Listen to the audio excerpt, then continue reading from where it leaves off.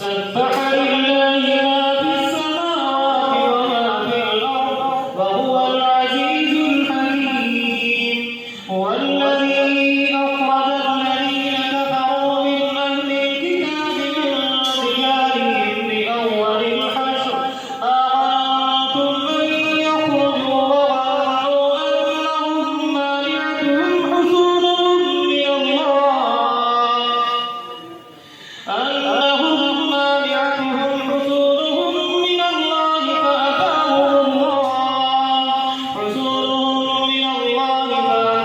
الله من حيث لم يحتسبوا وقذف في قلوبهم الرعب يخربون بيوتهم بأيديهم وأيدي المؤمنين فاعتبروا يا أولي الأبصار ولولا أن كتب الله عليهم الجلاء عذبهم في الدنيا ولهم في الآخرة عذاب النار ذلك بأنهم شاقوا الله ورسوله ومن يشاق الله فإن الله شديد العقاب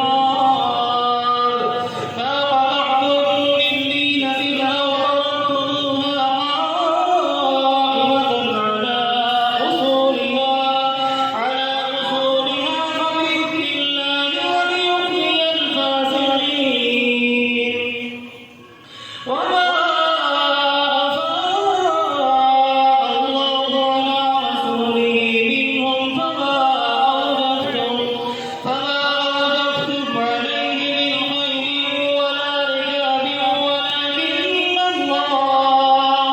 من خيل ولا ركاب ولكن الله يسلط رسله على من يشاء والله على كل شيء قدير ما أفاء الله على رسوله من أهل القرى فلله وللرسول ولذي القربى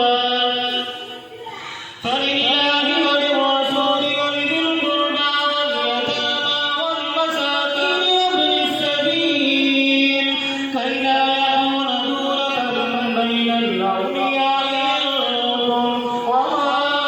آتاكم الرسول فخذوه وما نهاكم عنه فانتهوا واتقوا الله إن الله شديد العقاب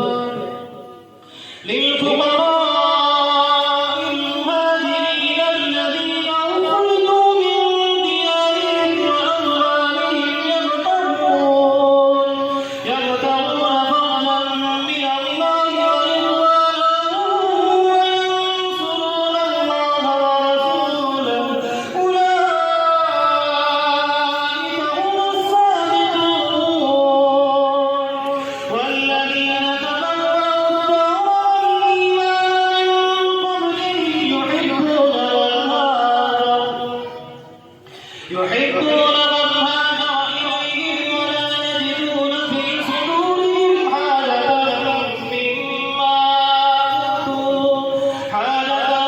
مما أوتوا ويؤثرون على أنفسهم ولو كان بهم خصاصة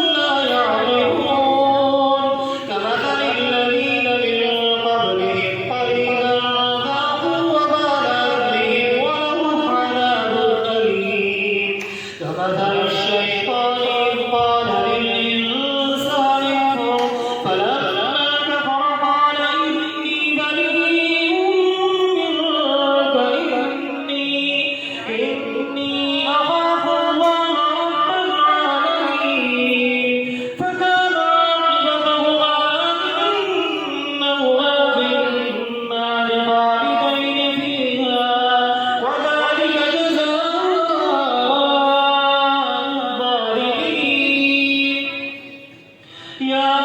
أيها الذين آمنوا اتقوا الله ولتنظر نفس ما قدمت لغد واتقوا الله إن الله خبير بما تعملون ولا تكونوا كالذين نسوا الله فأنساهم أنفسهم